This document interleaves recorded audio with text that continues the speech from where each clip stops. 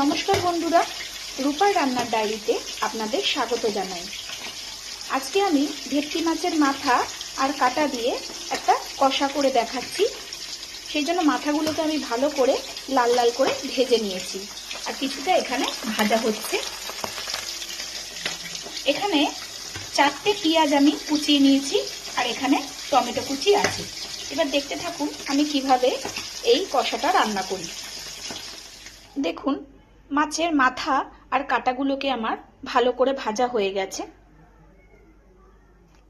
এবার আমি এই ভাজার তেলের মধ্যেই গোটা জিরে, এলাচ, লবঙ্গ আর দারচিনি এটা আমি ফোড়ন দিয়ে দিচ্ছি।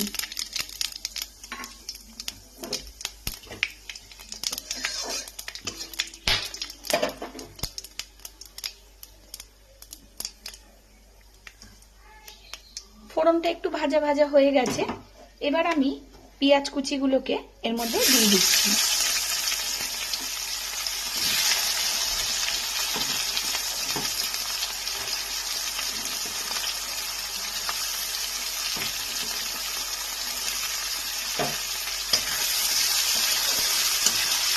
পেঁয়াজটাকে আমি একটু হালকা লাল করে ভেজে নিচ্ছি।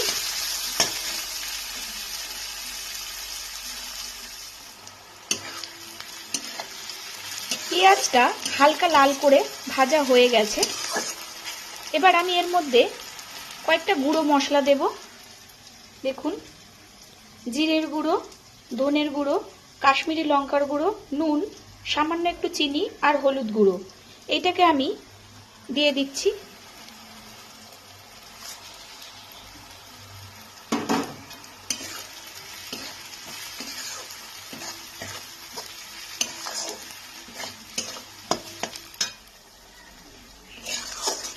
এই সময় গ্যাসটাকে একটু ছোট করেই রাখতে হবে। এখানে দেখুন, আমি একটা মশলা বেটে নিয়েছি। এখানে আছে লঙ্কা, আদা, রসুন, এটাকে আমি দিয়ে দিচ্ছি। দিয়ে এই মশলাটাকে দিয়ে ভালো করে আমি একটু কষিয়ে নেব।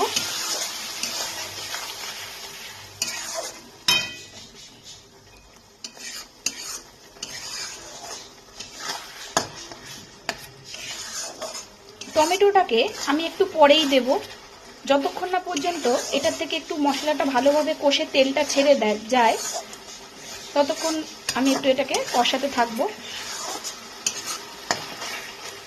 তারপর টমেটোটাকে দেব, তাহলে কালারটা ভালো আসবে।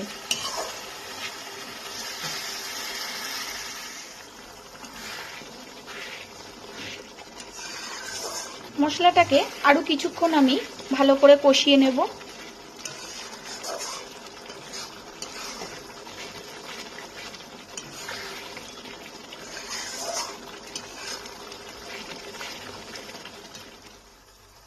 মশলাটা পুরোপুরি কষা হয়ে গেছে। দেখুন কি সুন্দর পাশ থেকে তেল বেরিয়ে গেছে, আর কালারটাও ভালো এসছে।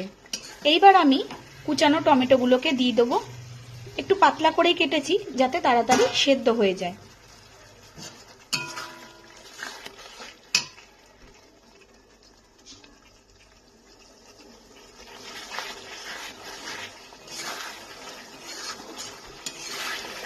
ভালো করে কষিয়ে নেবো আবার টমেটোটা দিয়ে। এইভাবে একবার ভেটকি মাছের কাটা আর মাথা রান্না করে দেখবেন, খেতে খুব ভালো লাগবে।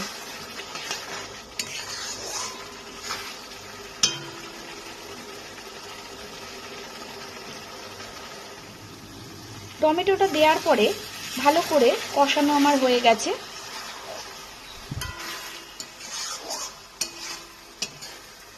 এবার আমি এর মধ্যে ভেজে রাখা মাথা আর কাটাগুলোকে দিয়ে দেব।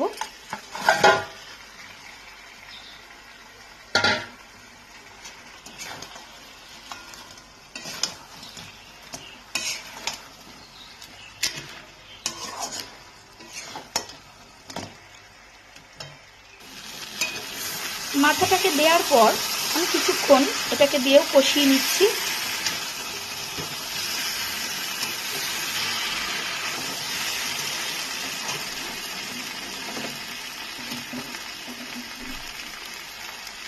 এইবার আমি এর মধ্যে সামান্য একটু জল দিয়ে দিচ্ছি। এটাকে আমি গরম করে রেখেছিলাম, দিয়ে এটাকে আমি ঢাকনা দিয়ে দেবো।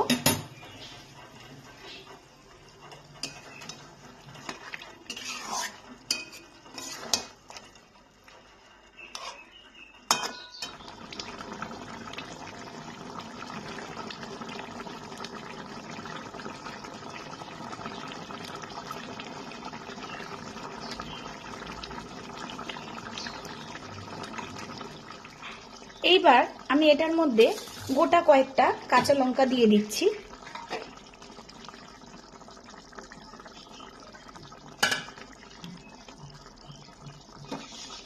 এখানে আমি ধনেপাতা কুচিয়ে রেখেছি, এটাকেও আমি এর ওপর দিয়ে দিচ্ছি।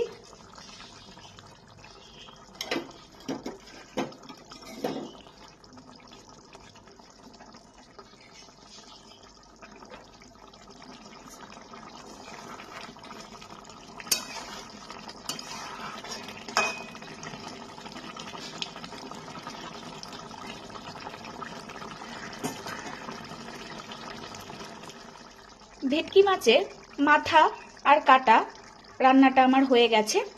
এবার আমি এর উপর থেকে সামান্য একটু গরম মশলা দিয়ে দেব।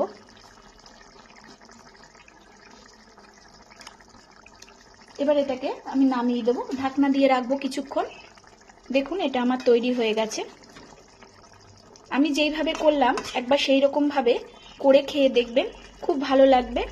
আর যদি ভালো লাগে অবশ্যই আমাকে কমেন্ট করে জানাবেন, একটা লাইক করবেন, আর আমার চ্যানেলটিকে সাবস্ক্রাইব করে আমার পাশে থাকবেন। এবার এটাকে আমি নামিয়ে দিচ্ছি।